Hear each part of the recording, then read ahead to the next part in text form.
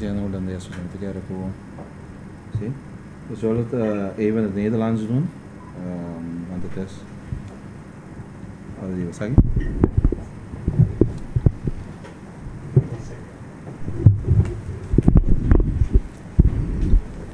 Ja, oké. Nou, ten eerste bedankt voor uw komst op zo'n korte termijn. We hebben deze persconferentie even georganiseerd om meer informatie te geven over de situatie van Chichibuya, vooral in de toeristische sector. Want het is toch een beetje, vooral in Nederland is de nieuws een beetje een verkeerde richting aan het nemen voor wat betreft de toeristische sector, want we hebben intussen verschillende afzeggingen gekregen bij hotels of cancellations van reserveringen bij bepaalde hotels vanuit Nederland. Dus de mensen zijn toch een beetje bezorgd over het bezoeken van Curaçao over de komende dagen. En we hebben dan de dokter Gerstenbloed gevraagd om misschien wat meer gedetailleerde informatie te geven over de situatie. Dus om een goed beeld te geven wat de huidige situatie is. En ook de mensen in Nederland een beetje gerust te stellen dat ze Curaçao gewoon kunnen bezoeken. Natuurlijk moet men maatregelen nemen.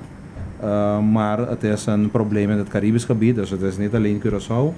En als ze de nodige maatregelen nemen, dan kunnen ze gewoon van het eiland genieten zonder zich zorgen te maken. Ik zal dan het woord geven aan dokter Gerstenbloed en later gaan we verder in op vragen en antwoorden.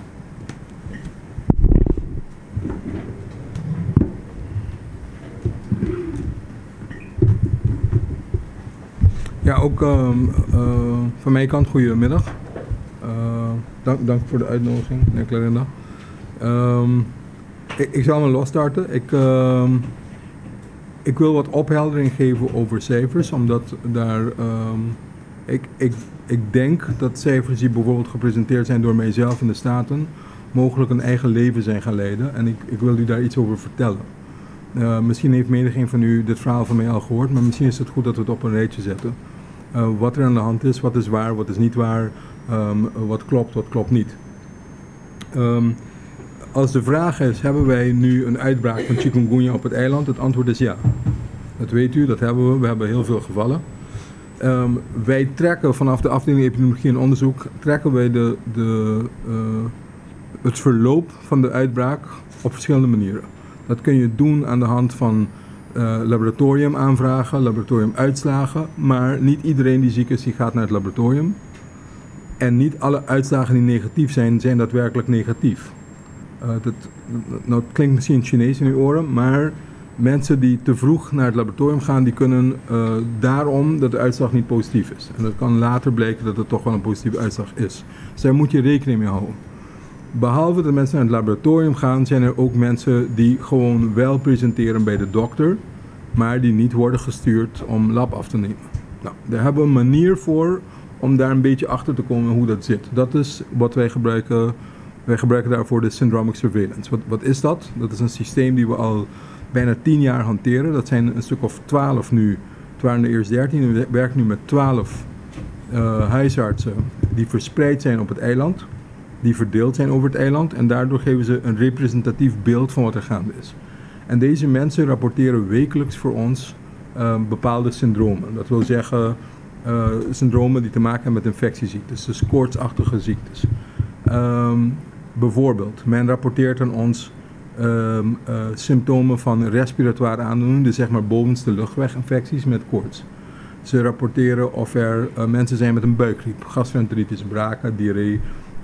Ze rapporteren ook de zogenaamde undifferentiated fevers. Nou, dat zijn deze. Dat zijn dengue en dat zijn chikungunya. Dat zijn dus koorts die gepaard gaat met zeg maar algehele verschijnselen. Die kunnen passen bij elk soort van virale aandoening of griep, te weten koorts, algehele malaise, spierpijnen, botpijnen, gewrichtspijnen. Nou, dat laatste, dat is natuurlijk van belang wanneer we praten over chikungunya. Als het gaat om koorts, hoofdpijn, gewrichtsklachten, rash, dat soort dingen. Nou, rash en fever is ook een andere categorie die ze voor ons rapporteren. En op basis daarvan checken wij van ook hoeveel mensen hebben zich bij die peilstations gemeld met dat soort aandoeningen op wekelijkse basis. Nou, als dat representatief is voor het eiland, dan kunnen we een extrapolatie maken voor wat wij denken dat er is op het hele eiland. Want dat zijn er maar 12. Die 12 zijn ongeveer 10% van de totale huisartspopulatie. We maken een extrapolatie en dan kunnen we uitrekenen, nou wij denken dat er ongeveer zoveel zal zijn. Ja, is het te volgen? Bon. Is die extrapolatie lineair of gaan ze dat straks... Nou, ik zal u dat laten zien. Dat is redelijk, omdat wij denken als het relatief is, dan doen we daar niet zo moeilijk over. Omdat we op een kleine populatie leven en werken en omdat we ook korte lijnen hebben. Dus we verifiëren ook het een en ander dat wij zien bij de peilstations. Checken we ook af bij mensen die niet in de peilstation zitten of dat beeld klopt. En als dat zo is, dan kunnen we dat lineair doen. En er zit een fout in natuurlijk. En dat kan naar boven of naar onder zijn, maar het geeft een aardig beeld van wat er aan de hand is. Die fout zal niet te groot zijn, denken wij. Nou, laat ik u een voorbeeld geven. Dit is niet chikungunya, maar dit is dat ik weet niet of u het allemaal kunt zien, maar dit is een beeld van bijvoorbeeld respiratoire aandoening. Dus zeg maar de luchtweginfecties. Ja, en dat geeft u aan, hoe doen wij dit dan? Dan ziet u als u goed kijkt, dan ziet u een oranje grafiekje hier lopen en u ziet staven. Die oranje grafiekje, dat zijn de gemiddelden over het hele jaar. Over het hele jaar genomen, maar de gemiddelde van de afgelopen 7 jaar. Dus dat stelt ons in staat om een patroon te ontdekken. En het patroon is begin van het jaar, eind van het jaar, dus rond de regenseizoen, dan zijn meer mensen met luchtweginfecties. Dat is niet zo raar. Dat is ook de koude tijd van het jaar. En dat is ook het jaar wanneer er bijvoorbeeld veel toeristen van het buitenland komen. Die bijvoorbeeld influenza of griep met zich meebrengen hier naartoe. En dan introduceert zich dat op dit eiland. Dus dat is een andersom-relatie. Er is nu, zoals u weet, een griepepidemie uitgeroepen in Nederland. Wij geven geen reisadviezen daarover, zoals u weet. Maar goed. Maar er is een griepepidemie in Nederland. Laten we dat even vaststellen. We zijn niet de enige mensen met een epidemie op ons land. Dus er is een griepepidemie in Nederland. En mensen met griep, of die geïnfecteerd zijn met griep, die kunnen wel in zo'n grote vliegtuig stappen. Die komen eruit en die kuchen en hoesten hier en dan is het klaar. Hè? Dan hebben we het ook. Dus het gaat vice versa, want dat is de stand van zaken van de wereld. Er is veel reisverkeer. En zo kunnen inderdaad infectieziektes heel snel overgebracht worden van één deel van de wereld naar een ander. Dat klopt. Zo is het ook gaan met chikungunya hier. Dus u ziet, wij hebben griepachtige verschijnselen, met name het begin van het jaar, eind van het jaar. U ziet de curve die doet dit. Dit jaar zijn we eronder gebleven, maar wie weet wat de griepepidemie van Nederland ons brengt. We don't know. Dit is nou undifferentiated fevers. Maar dit zijn undifferentiated fevers. Ik moet even mijn ogen opdoen, zodat ik geen onzin aan u uitkraam. Dit zijn voor kinderen jonger dan 5 jaar. En u ziet, er is eigenlijk niks aan de hand. Tot vrij laat en dan gaat hij stijgen. Ziet u dat? Dat zijn de kinderen onder 5 jaar. De volgende slide, die laat zien, dat zijn alles boven de 5 jaar. Dus dat zijn de wat ouderen onder ons. En de volgende weer, dat laat ik u dan nog zien. Dit is een compilatie van die syndromen die allemaal bij chikungunya zouden kunnen passen. Dus dat is die undifferentiated fevers, dat zijn die kleintjes en de ouderen, maar dat zijn ook de ration fevers, alles bij elkaar. En dan krijgen we een soortgelijk beeld. Het gaat naar boven. Kunt u dat zien? Het gaat naar boven. Op basis hiervan hebben wij die extrapolatie gemaakt en zeggen wij van nou, het zou best eens kunnen zijn dat vanaf het begin van die uitbraak, ergens in juni, juli, dat wij de eerste gevallen hebben gepresenteerd, tot en met nu, zou het best zo kunnen zijn dat er tot de eerste week van december, rond de 12.000, 13.000 mensen geïnfecteerd zijn geweest met de virus. Waarom is er zo'n explosie van die virus? Er zijn een aantal redenen voor. Hij is een nieuwe virus. Het is nooit eerder gedetecteerd op ons eiland. Of in het hele Caribisch gebied. Het is geïntroduceerd via La Réunion, Frankrijk, Guadeloupe, Martinique, Sint Maarten. Veel contact tussen Sint Maarten en Curaçao en de rest van het eiland. Of van de Antillen. En voordat je het weet, is het hele Caribisch gebied geïnfecteerd, heel Latijns-Amerika is geïnfecteerd, een deel van de Verenigde Staten is ook geïnfecteerd. Het heeft zich net zo hard verspreid zoals bijvoorbeeld de griep dat kan doen, etc. Naar die plekken waar er ook een vector is die het kan overbrengen. Want je hebt die vector wel nodig. Dus als jij de virus brengt naar een nieuwe plek en er is geen vector, gebeurt er natuurlijk niks. Daarom is er ook gelimiteerd overdracht, bijvoorbeeld zelfs al komen mensen van hier naar Nederland. Dus in Nederland zal het zich niet zo snel verspreiden, want er is geen Aedische griep in grote schaal. Hier hebben we dat wel, want het is dezelfde mug die dingen overbrengt. Dus we weten al lang al dat we die mug hebben. En als je een nieuwe virus introduceert en je hebt de mug, en het is een nieuwe virus, dat betekent dat de lokale populatie geen immuniteit heeft kunnen opbouwen tegen die nieuwe virus. Dus er is geen weerstand tegen de nieuwe virus. En dan kan het snel verspreiden. Als je eenmaal een outbreak hebt gehad, zoals wij nu doorgaan, kan je de positive side waar je dat van kan zeggen, is dat de eerstkomende tijd na deze uitbraak zal niet zo'n grote uitbraak waarschijnlijk plaatsvinden. Omdat inmiddels de immuniteit wel is opgebouwd. Want eenmaal doorgemaakt, dan heb je weerstand tegen de chikungunya en dan is het afgelopen. Ja, het kan lang duren bij mensen, maar in principe als het klaar is, je kunt het maar 1 keer krijgen. En dan heb je weerstand opgebouwd. Dus de kans dat hierna nog eens een keertje een uitbraak plaatsvindt, is erg klein voor de eerstkomende jaren. Totdat er nieuwe mensen aankomen die geen immuniteit hebben opgebouwd en dan kan er weer een flare-up zijn. Net zoals dat ook gebeurt met dengue. Dat gaat cyclisch. Je hebt uitbraak, dan een tijd lang niks, dan is er weer een uitbraak, dan een tijd lang niks. Dus zo gaat dat in de virologie. Nou, wat ik u in ieder geval wil vertellen vandaag, is ik wilde daar voorzichtig mee zijn, maar gezien ook alle verhalen die er zijn. Ik heb verteld, het gaat omhoog, maar als je goed kijkt, u ziet ook dat het omlaag gaat. En dat betekent, kijk, er zijn nog steeds een hoger aantal nieuwe gevallen vergeleken bij, nou dit is een andere slide. Hier zit die oranje curve, dat is die gemiddelde van de afgelopen 7 jaar. Dus er zijn nog steeds meer gevallen dan die oranje curve. Dus je zit boven wat je verwacht. Maar die aantal nieuwe gevallen per week begint af te nemen. Ziet u dat? Begint af te nemen. Dat betekent dat je hoogstwaarschijnlijk over de piek van de epidemie heen bent. Het betekent dat we in de dalende curve van de epidemie zitten en dat gaat de goede kant op. Is dat duidelijk? Ik laat u dit zien, want dit is niet alleen maar een reactie omdat er nu in Nederland paniek is getrapt en mensen zeggen, oh ja, nou kom je met dat verhaal aanzetten. Nee, ik kom niet nou met dat verhaal aanzetten. Dat is al een paar weken gaande, alleen ik wil zeker weten dat het inderdaad dalend is voordat ik dit vertel. Maar aan de hand van deze cijfers kunt u zien dat dat daadwerkelijk al een paar weken gaande is. Alleen ik heb er even willen verifiëren of dat die daling sustainable is, ja of nee. Dus dat er inderdaad niet een toevalstreffer is en daarna niet weer omhoog gaat. En daarom dat ik even heb gewacht met dat te melden. Maar ik denk dat het fair is om te zeggen dat dit is het beeld waar we naar kijken. En dat we het gevoel hebben dat we inderdaad over de top van de epidemie heen zijn. Dat is ook geverifieerd met huisartsen en die hebben datzelfde gevoel. Dat zij ook minder mensen zien die vergeleken bij de weken daarvoor, terwijl het storm liep. Dus we hebben een indicatie dat we over het hoogtepunt van de epidemie heen zijn. Dat is eigenlijk wat ik u wilde vertellen. Is dat duidelijk? Zijn er vragen? Is er iets zeggen voor Lisa?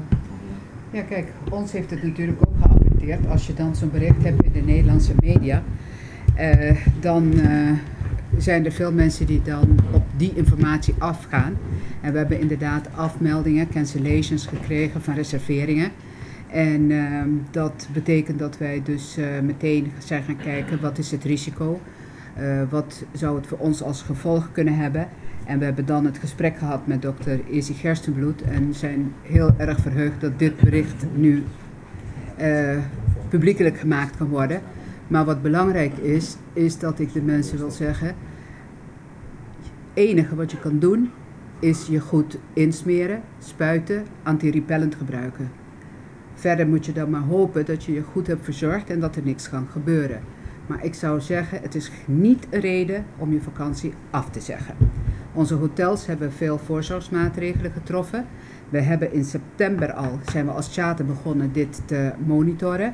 In oktober hebben wij aan onze leden een presentatie, we hebben een presentatie voor onze leden gehouden, waarbij wij ook hebben gewezen op de mogelijkheden van de trap.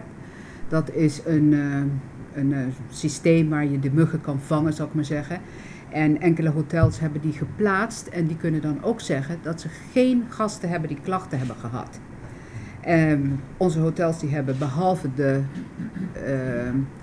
de maatregelen die de overheid getroffen heeft, die hebben zelf gespoten op hun percelen en die hebben dit goed in de gaten gehouden. Die hebben al die spuitbussen met die antirepellent gegeven aan de gasten, hebben hun geïnformeerd, hebben briefjes op de hotelkamers gelegd van zorg ervoor dat je je goed insmeert of dat je zo'n spuitbus gebruikt.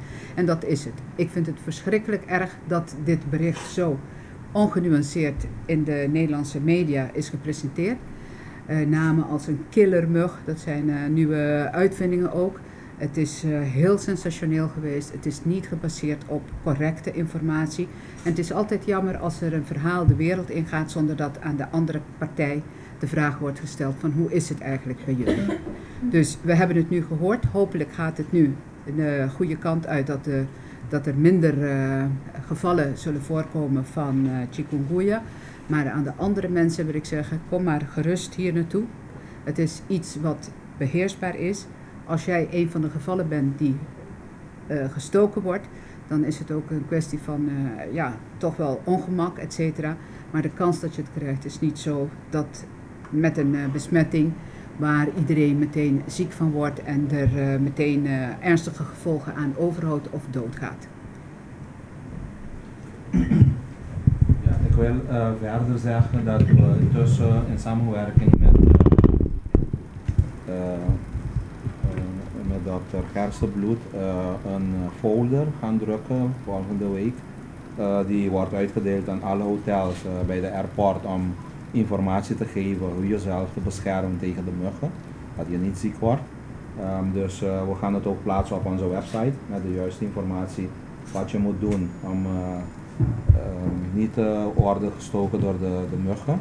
En de hotels, zoals Lisa al zei, hebben ook de nodige maatregelen genomen om te voorkomen dat mensen ziek gaan worden door deze situatie. Dus die informatie hebben we ook al aan alle travel agents, tour operators in Nederland bezorgd. Dus we hopen dat dit de mensen gerust gaan stellen dat ze gewoon op vakantie kunnen komen. Alleen moeten ze natuurlijk voorzorgmaatregelen nemen om te voorkomen dat ze ziek gaan worden. Maar als we horen over afzeggingen, mevrouw Julia, hoeveel mensen hebben afgezegd? Veel? Ook een zanger heeft afgezegd. Ja. Dat is ook bekend. Een zanger die een concert moest presenteren eind van het jaar heeft afgezegd. Maar aan de andere kant hebben we ook op RTL, was dat vandaag, dat Gerard Joling zegt van ik kom wel. En dat is goed nieuws. Gerard Joling komt vaker naar Curaçao, dus hij kent Curaçao en weet dat het zo is. En kijk, het gaat erom als je geen goede informatie hebt of voldoende informatie, dat je dan beslissingen kan nemen. Het is ieder natuurlijk vrij om te zeggen van ik wil het risico niet lopen, maar het moet ook niet zo zijn dat er een situatie geschilderd wordt alsof je meteen, je stapt het vliegtuig uit en je bent bam, ziek, dood en je ligt daar en je 1 week, 2 weken, de dagen dat je hier bent, dat je dan helemaal in bed ligt. Dat hoeft niet het geval te zijn. Dat is bijna niet het geval. En als er zaken zijn, ik heb het net gezegd, als het nog meer ophef krijgt, dan wordt het alleen maar dat je nog meer maatregelen gaat treffen, dat je mensen beter gaat informeren. En net wat ik zeg, verschillende hotels hebben. Net waar het concert, of de persoon die heeft afgezegd, zou verblijven, dat is een van de hotels waar van het eerste moment al traps waren gezet. En dat er geen klachten zijn van chikungunya, dat er geen enkele toerist, maar ook het personeel wat er werkt, is vergeleken met andere bedrijven minder ziek, want ze zijn daar in ieder geval beschermd. Maar wat kunnen we zeggen over het aantal? Is dat veel? Elke afzegging is er eentje te veel natuurlijk, maar ik denk misschien een tiental. Een tiental.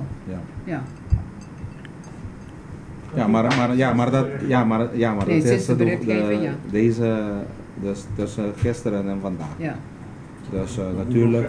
Ja, natuurlijk. Het kan nog altijd een ander effect hebben, hè? Ja.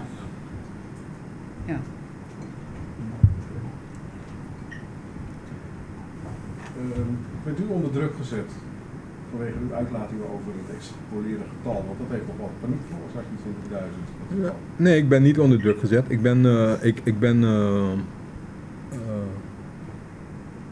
was verbaasd om te zien hoe snel die berichtgeving ook over en weer gaat. En het heeft wel geleid tot, wij kregen ook mailtjes binnen van mensen die van plan zijn te komen en die ongerust raken. En wat me opvalt is, en dat is niet altijd de wijze waarop het staat in de kranten, maar ook wel de wijze waarop mensen het zelf interpreteren. Er worden grote getallen dan gedrukt, vet gedrukt in de koppen. En dat trekt iedereen aan. En dan gaat het getal een eigen leven leiden. Bijvoorbeeld als er vet gedrukt staat 75.000 gevallen en dan eronder staat mogelijk in april, bladibla. Maar je ziet die 75.000, je schrik je lap Lazarus. Als iemand mij die bericht stuurt, dan zie ik ook 75, denk ik, Jezus Christus, ja, ik heb wel 75.000 gezegd, maar niet nu. Kijk, even voor de verheldering van de getallen. Als ik zeg dat de schatting is vanaf het begin van de uitbraak tot en met de eerste week van december in totaal misschien 20 à 25.000 mensen zijn aangedaan, dat is dat in totaal. Dat wil niet zeggen dat er nu 20 of 25.000 mensen, dat is van alle maanden bij elkaar opgeteld, dat is het totaal. Dat getal van 75.000, dat is een worst case scenario als de epidemie zou voortzetten en tot een plateau komt tot en met april. Maar wat zien we nu? Dat het al dalende is. Dus die worst case scenario, als het goed is, halen we die helemaal niet. En dan is er geen sprake van 75.000 mensen. Begrijp je wat ik bedoel? En dat zou alleen maar sprake van zijn, en dat is trouwens een extrapolatie, dat is een projectie onzerzijds, met alle caveats daarvan, ja? Dat wij op basis van de beschikbare informatie, dat wij een model bouwen en we zeggen nou, stel dat x, y, z, all else being the same, hetgeen niet gegarandeerd is, dan zouden we een worst case scenario kunnen kijken naar een totaal aantal mensen die geaffecteerd zijn geweest van x. Maar dat getal gaat al niet op, want wat wij nu zien, achterhaalt dat getal al. Wij zien een daling. Wij zien dus nog geen plateauvorming. Dus geen reden nu met deze cijfers, als zij zich voortzetten, is er geen reden om aan te nemen dat je richting die plateau gaat of richting die worst case scenario komt. Dus ik weet niet of ik duidelijk ben, maar die getallen betreffen niet het aantal mensen die op dit moment ziek zijn op het eiland. Het betreft een totaal aantal die of totaal tot en met nu, vanaf juli zeg maar, tot en met nu, dus over een periode van 6 maanden, hoeveel mensen zijn er in totaal geïnfecteerd? En u moet ook bedenken dat niet iedereen die ziek wordt, hè? Ongeveer 20% van de mensen die geprikt worden door een mug, die geïnfecteerd zijn door chikungunya, die wordt niet ziek. Dus niet iedereen wordt ziek. Ja, dan nog blijf je met 80% over die wel ziek wordt. Dat is natuurlijk hoog genoeg, daar gaat het niet om. En als er maar veel muggen zijn en veel mensen prikt, dan krijg je veel getallen, dat is waar. Maar het is belangrijk om te snappen dat niet iedereen ziek wordt. En ook dus mensen die niet ziek zijn geweest, die wel zijn geïnfecteerd, die dragen bij tot de bescherming van de rest van de bevolking. Omdat zij wel bijdragen tot immuniteit. Want ze zijn immers geïnfecteerd, ze hebben ook weerstand opgebouwd, maar ze zijn zelf niet ziek geworden. Is dat duidelijk? Ja, dus ze hebben wel een virus gehad, dus ze bouwen wel antilichamen. Dus in totaal is die, wat wij dan noemen herd immunity, de immuniteit die je opbouwt in je land, die is groter dan alleen maar de mensen waarvan jij weet dat ze ziek zijn geworden. Maar om dus kort te gaan op uw vraag, nee, we hebben natuurlijk wel contact gehad. En volgens mij heb ik zelf aangeboden dat ik bereid ben om te komen om u deze cijfers te laten zien. Volgens mij heb ik dat zelf aangeboden. Maar geeft het reden, de berichtgeving van de media tot nu toe, geeft het voor u reden om wat voorzichtiger te zijn in uw contacten daarmee? Kijk, nogmaals, het is aan de media hoe ze dingen presenteren. Ik heb vaak genoeg, ik heb over het algemeen denk ik een goede band met de media. We hebben vaak genoeg met de media uitgelegd. De media is natuurlijk erg belangrijk in het informeren van mensen. Media is voor mij ook erg belangrijk dat het op een goede manier gebeurt. Want ik heb ook goede informatie naar publiek nodig. En ik heb ook hulp nodig om te zorgen dat daar waar het niet nodig is, er ook geen paniek komt. Dus ik heb er baat bij om een goede verhouding te hebben met de media. Ik heb er baat bij dat we elkaar ondersteunen. En ik begrijp ook hoe het werkt, denk ik. Ik lieg, ik begrijp er natuurlijk helemaal niks van. Maar wat ik bedoel te zeggen is... Kijk, ik snap dat er behoefte is soms aan dingen op een sensationalistische manier te brengen. Omdat dat ook leidt tot verkoop van het blad of whatever. Maar het helpt ons niet. En dus als je dingen vetgedrukt daar neerzet en andere dingen in kleine letters erachteraan... Dat is natuurlijk aan jou, om je eigen manier om hoe je dat doet. Maar het kweekt wel een beeld die niet noodzakelijkerwijs klopt met de werkelijkheid. En ik zeg tegen niemand dat dat niet waar is wat er staat. Want als je dat artikel verder leest, dan klopt de inhoud. Daar gaat het niet om. Maar het getal 75.000 een kop van een artikel geven, daar schrik ik zelf van. Want ja, maar ik heb niet gezegd dat er nu 75.000 mensen ziek zijn. Dat heb ik ook niet willen zeggen. Ik heb gezegd, als ik extrapoleer naar de toekomst en een worst case scenario, zou dat aan het eind van de rit, zou dat wel de balans kunnen zijn, later. Indien X, Y, Z. Maar dat Y, Z, dat halen we niet. Begrijp je wat ik bedoel? Dus als u me vraagt, zal ik voorzichtiger zijn? Kijk, ik zal de waarheid blijven verkondigen, maar ik zal extra mijn best moeten doen om duidelijk te maken wat ik bedoel, denk ik.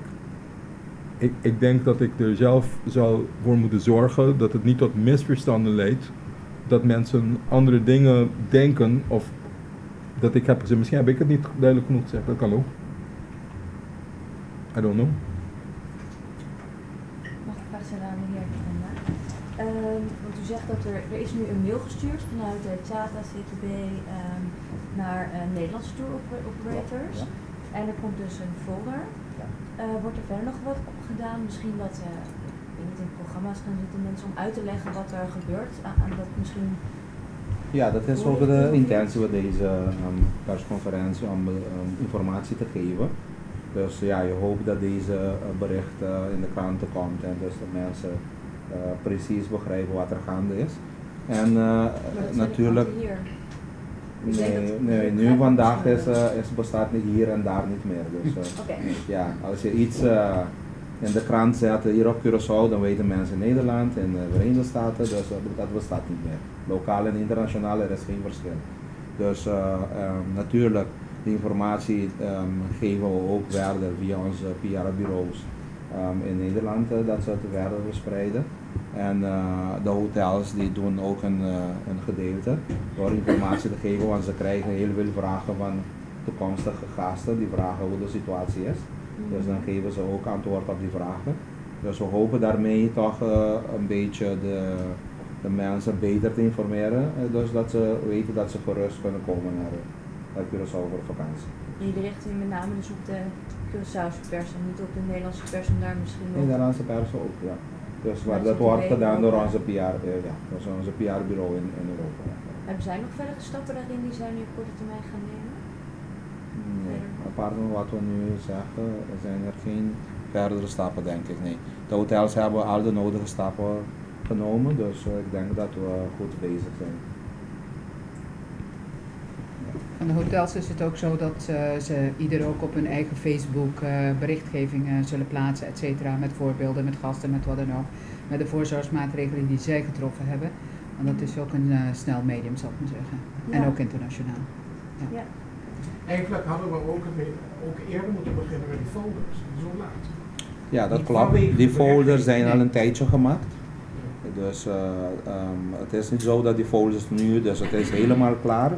Alleen moet het nu gedrukt worden en dat gaan we deze dagen doen om volgende week te kunnen beginnen met het uitdelen van deze folders.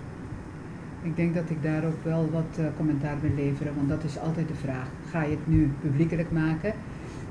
Worden gasten dan juist angstig om te komen of niet? Zelf denk ik dat je mensen gewoon moet informeren. Iedereen weet dat het chikungunya is en dat het op Curaçao ook is en dat het een uitbraak geweest is. Dus je kan rustig, als het maar met de juiste informatie is. En dat is wat wij vanuit onze sector steeds hebben gedaan. Vanuit de hotels, naar de gasten, naar de tour operators, naar de reisagenten, de informatie geven. Ja, net als je mensen waarschuwt voor andere dingen. Voor een orkaan of voor wat dan ook, ja. Je kan een mooi weer spelen, je kan een mooi verhaal maken, maar het beste is om gewoon de informatie te geven. Met het risico dat die 75.000 vet gedrukt wordt. Ik hecht er ook in dit verband waarde aan om... kijk, wij zijn... we hebben vrij goede en nauwe contacten met RIVM in Nederland. Zij kennen onze cijfers, ze kijken met ons mee.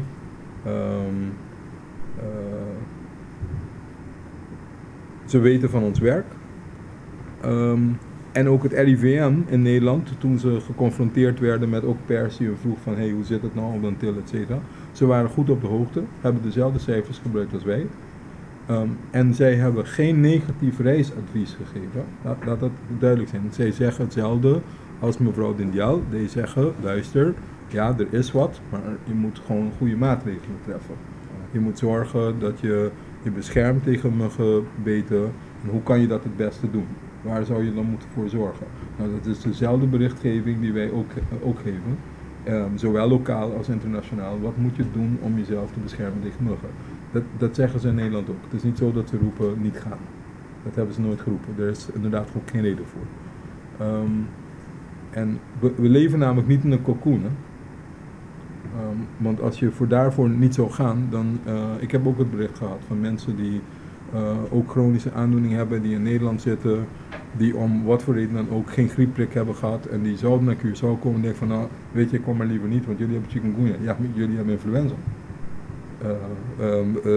Je kunt overal zijn en geïnfecteerd raken met iets of anders. Dus het is natuurlijk wel van belang dat je goed geïnformeerd bent. Het is wel van belang dat je weet wat er is, wat zijn de risico's die je kunt lopen als je naar X, Y, Z gaat. En dat je weet wat kan je doen om jezelf te beschermen. En dan maak je een wel overwogen balans op voor jezelf van oké, ik ga of ik ga niet. Maar het hoeft niet a priori te betekenen, omdat er iets is, dat je dan a priori niet moet gaan. Dat kan voor dingen die fataal zijn in grote hoeveelheden wel zijn. Ik neem aan dat geen van jullie voor je vakantie naar Liberia gaan nu, of naar Sierra Leone, om maar eens wat te noemen. Maar dat is natuurlijk een heel ander soort issue, hè? Let's be fair. Dus als het gaat om dit soort dingen, is het inderdaad van belang om goed geïnformeerd te zijn en dat je weet wat je kunt doen om jezelf te beschermen. En als je dat goed doet, dan heb je gedaan wat je kunt doen en toch een leuke tijd hebben, denk ik.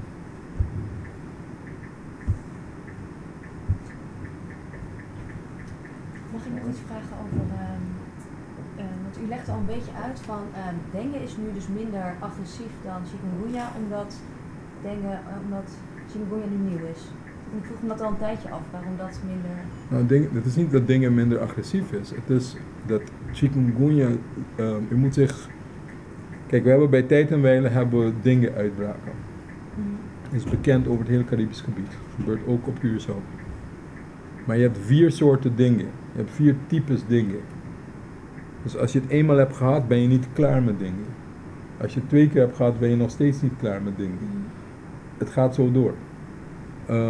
Dus dengue is wat dat betreft een heel andere kettle of fish dan chikungunya. Chikungunya is 1 type. Nou, er zijn variaties. Ja. Nou, dus voor alle onderzoek die tot nu toe is gedaan, is er maar 1 type. Er kunnen genetische variaties zijn in de virussen, waardoor er iets verschillen zijn van de strain die ze in Azië hebben of de strain die wij in het Caribisch gebied hebben. Waardoor je misschien iets andere symptomen kunt hebben, waardoor de ziekte zich iets anders kan gedragen, maar basically is het éénzelfde type. Dus als je het eenmaal hebt gehad, is het klaar. Als je nou met dengue aankomt zetten nu, en het is een dengue-type die al vaker hier is geweest, zijn er genoeg mensen die een weerstand tegen dat type hebben opgebouwd, en dan zie je dat niet zoveel. Je ziet het wel bij mensen die weerstand niet hebben. Dus bijvoorbeeld, als je mij vraagt, zien wij nu ook dengue-gevallen? Ja, maar de meeste gevallen die passen bij dit symptomencomplex, die zijn meer chikungunya dan dengue. Dus er zijn een aantal mensen die ook geïnfecteerd zijn met dengue. Er zijn ook een aantal die allebei hebben. Klein aantal, maar er zijn wel mensen waarvan wij weten, die hebben beide infecties gehad in dezelfde periode. Ik weet niet of het tegelijkertijd is, maar ze hebben het wel in dezelfde periode gehad. Dus dat gebeurt ook. Chikungunya kan botvieren omdat er geen weerstand is. Dus er is niemand op dit eiland, nou ja niemand, voor zover je niet in La Réunion bent geweest of elders waar het een uitbraak is geweest, maar de grootste deel van deze bevolking heeft nooit chikungunya doorgebracht. En vandaar dat je plotseling een explosie kreeg. Is er een verband tussen, hoewel Curaçao klein is, geografische locatie en besmetting? Bij de via Resource op Jan Thiel bijvoorbeeld heb ik navraag gedaan bij het management en daar was vanaf augustus eigenlijk nauwelijks een chikungunya geval gemeld, volgens hun beter. Terwijl ja, als ik in Kanga ben, liggen de hele straten liggen plat.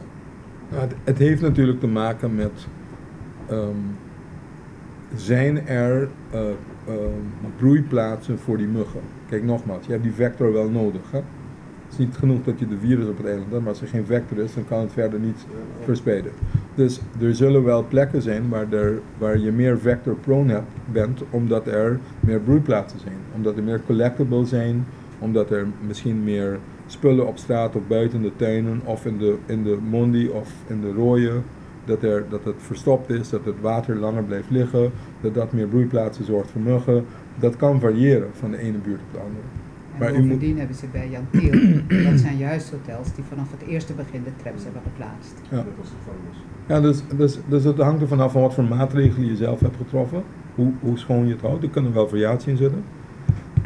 Having said that, kijk, we hebben het wel over een klein eiland, hè? Het is 62 kilometer lang.